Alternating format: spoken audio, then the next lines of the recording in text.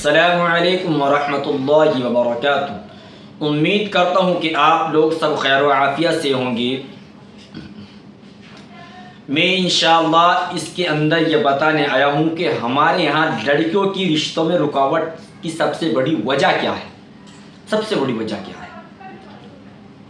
تو دعا کریں کہ اللہ رب العزت صحیح کہنے کی اور ہم سب کو ان تمام باتوں پر عمل کرنے کی توفیق عطا فرمائے۔ جو حضرات اس چینل پر سب سے پہلے آئے ہیں ان سے میری درخواست یہ ہے کہ وہ اس چینل کو ضرور سبسکرائب کریں تاکہ نئی آنے والی ویڈیو آپ کو سب سے پہلے ملتی رہے۔ دیکھیے، جب لڑکی کا رشتہ طے کر دیا جاتا ہے تو لڑکے کے دل کے اندر ایک لالچ آتا ہے۔ لڑکے کے اندر کیا، لڑکے کے ماں باپ اور بہن بھائی کے اندر بھی لالچ آتا ہے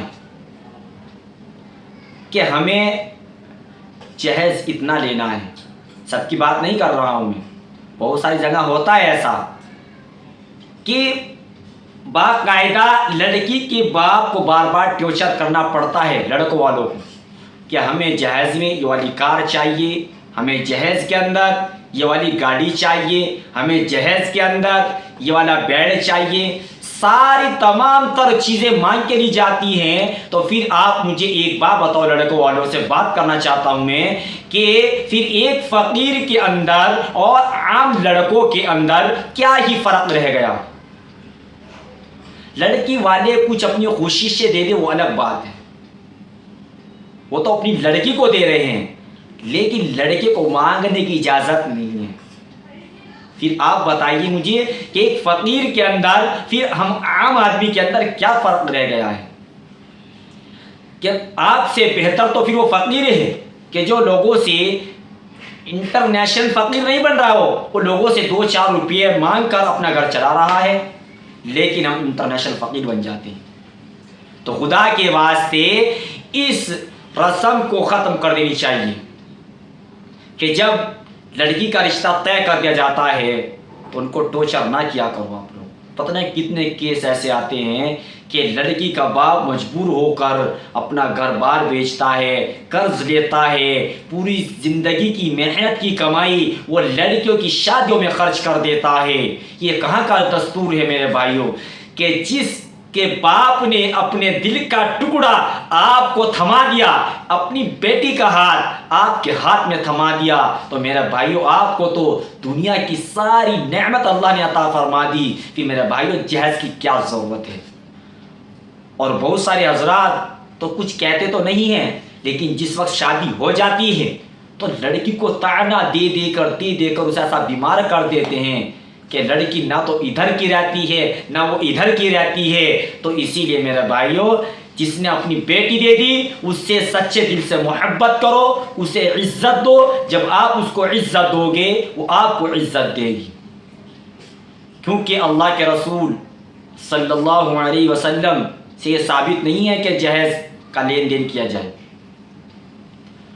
اگر ایک لڑکی کے نکاح میں اگر دیری ہو رہی ہے ایک لڑکے کے جہیز کی مانگ کے اوپر، تو یاد رکھنا قیامت کے دن ہمارا گریبان پکڑا جائے گا، اللہ کے یہاں جا کر ہمیں حساب و کتاب دینا پڑے گا۔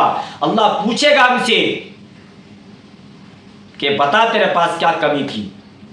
اللہ رب العزت ہمیں زندگی دی، کتنی بڑی نعمت ہے زندگی۔ اللہ نے ہمیں مال و دولت سے نوازا، اللہ نے ہمیں عزت سے نوازا، لیکن میرے بھائیوں کہ جو بندہ جو ہوتا ہے یہ ناشکر ہوتا ہے، یہ اس پہ اوپر صبر نہیں ہوتا۔ اگر یہ صبر کر لے تو میرے بھائیوں ایسے ایسے رزق کے دروازے کھلے گے جہاں سے اس کو گمان بھی نہیں ہوگا۔ تو اس لیے میں تمام تر لڑکوں والوں سے کہنا چاہتا ہوں کہ اس جہیز والی رسم کو ختم کر دینی چاہیے۔ ایک تو لڑکیوں کے رشتوں کے اندر ویسی رکاوٹیں ہو رہی ہے، اور جو بچی کچی ہے وہ لڑکوں والوں میں ختم کر دی۔ پتہ نہیں کتنے کیسز میرے سامنے آئے ہیں، آج مجھے بولنا پڑ رہا ہے اس کے اوپر۔